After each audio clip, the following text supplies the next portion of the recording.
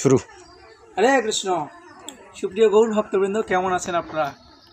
নিশ্চয়ই অনেক ভালো আছেন। তো আপনাদেরকে আমরা একটা আনন্দ সংবাদ দিতে চাই। সেটা হচ্ছে এই যে প্রভু জগন্নাথ দেব খুব শীঘ্রই, খুব তাড়াতাড়ি আপনাদের মাঝে আসবেন।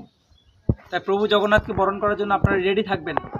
তো প্রভু জগন্নাথের উৎসব করার জন্য আমরা এখন কালেকশন এসেছি।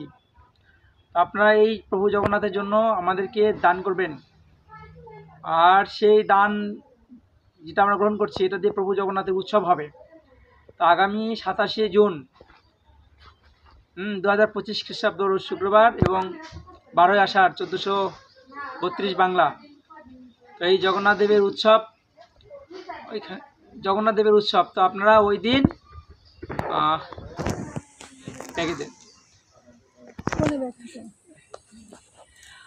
তো ওই দিন আপনারা সকলেই আমাদের জগন্নাথ দেবের রথের রশি টানতে আসবেন। এবং শাস্ত্রে বলছে যদি কেউ জগন্নাথ দেবের রথি স্পর্শ করেন, রথ দর্শন করেন, তো ভগবান জগন্নাথ দেবের কৃপাদৃষ্টিতে তাকে আর এই জড়জগতে আসতে হয় না। তো জগন্নাথ দেবের অনেক মহিমা রয়েছে।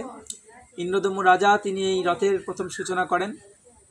আপনারা এই 9 দিন ব্যাপী অনুষ্ঠানে আপনারা জগন্নাথ দেবের রথের যে মহিমা আলোচনা আপনারা জানতে পারবেন, শুনতে পারবেন। এবং সেখানে আসলে আপনার প্রসাদ এবং নিত্য কীর্তন এই 9 দিন ব্যাপী অনুষ্ঠিত হবে। তো আপনারা সকলেই সেই রথযাত্রা মহোৎসবে আসবেন। আপনার সকলে আমন্ত্রণ এবং নিমন্ত্রণ জানাচ্ছি আপনাদের সবাইকে।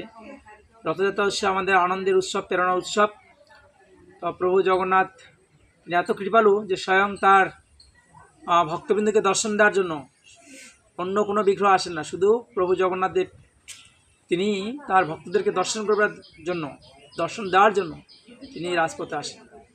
আপনারা ওই দিন গৃহে না থেকে সবাই অন্তত মন্দিরে এসে প্রভু জগন্নাথের রথের রশি টানার সৌভাগ্য লাভ করবেন এবং সকলে আসবেন। হরে কৃষ্ণ। সবাইকে অসংখ্য ধন্যবাদ। হরে কৃষ্ণ।